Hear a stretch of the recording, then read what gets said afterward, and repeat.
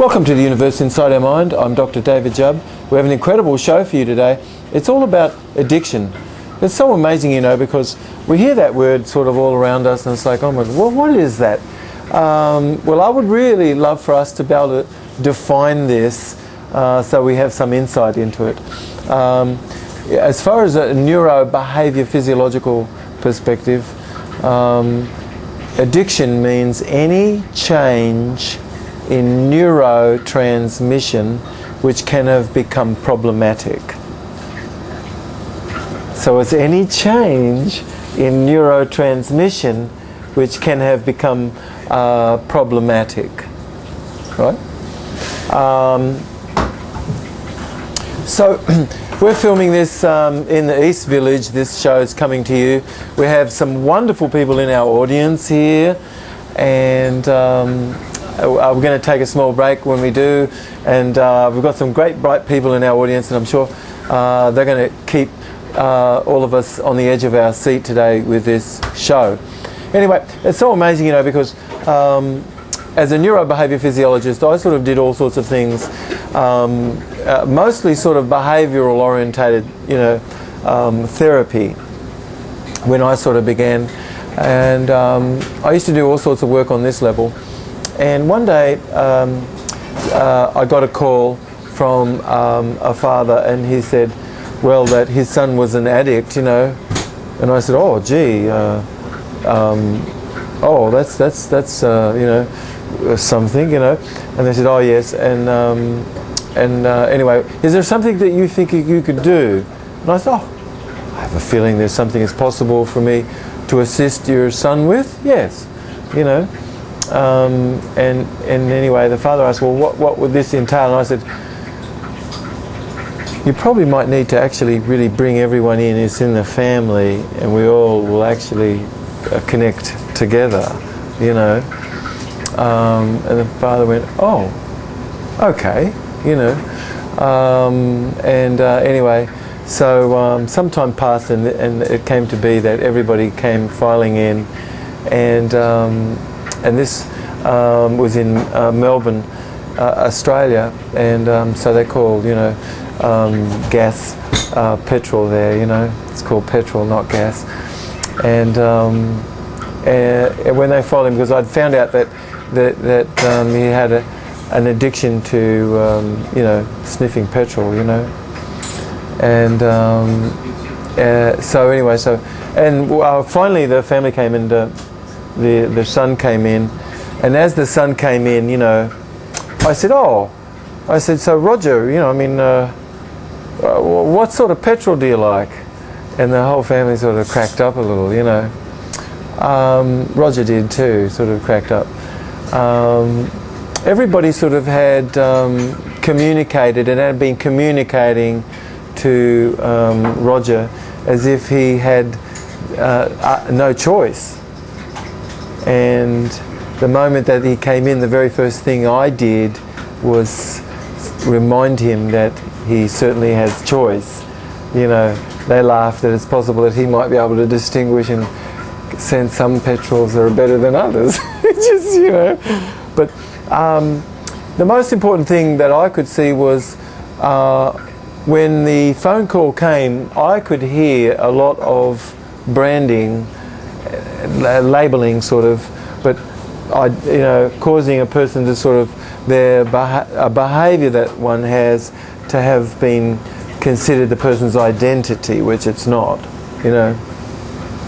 So it's so amazing, you know, because well, English is sort of very new language, really. All the harder consonants and things have all been cleared away. It's sort of it's a very modern language, but addict is a very new word. It's so new, matter of fact, we don't even sort of quite know what to do with that word, you know. But the word idiot, that's an old word. Yeah, that's a real old word. It really is, you know. Idiot, that's an old word. And if you were in any of these 12-step programs and things, you know, a lot of people know me as Happy Face, you know. And if I ever went to one of those and I said, you know, well, you know, my name's Happy Face, you know, and well, I'm the adult child of a recovering idiot, you know. Most people would laugh hard at that, and they just wouldn't be accepting of the fact that I could be the adult child of a recovering idiot. Idiot's a very old word, and we know that it's not possible for someone to be an idiot. So now, wait a minute. You could have idiotic behaviour, but there's no such thing as an idiot. You know, you're not an idiot. No, that's just not right. One of the things you could say that really sort of happens to us in our thinking, as far as addiction is concerned, that's problematic. Any change in neurotransmission which becomes problematic. Certainly, the way that I can consider something about my beingness that is, I could be able to say no to something harmful.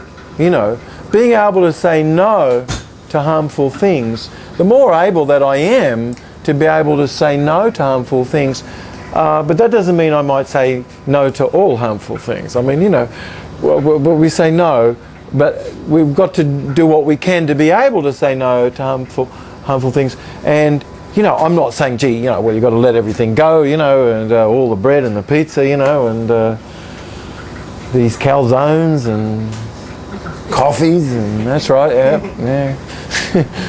All of that stuff, you know. But it's so amazing because we live in a world where when we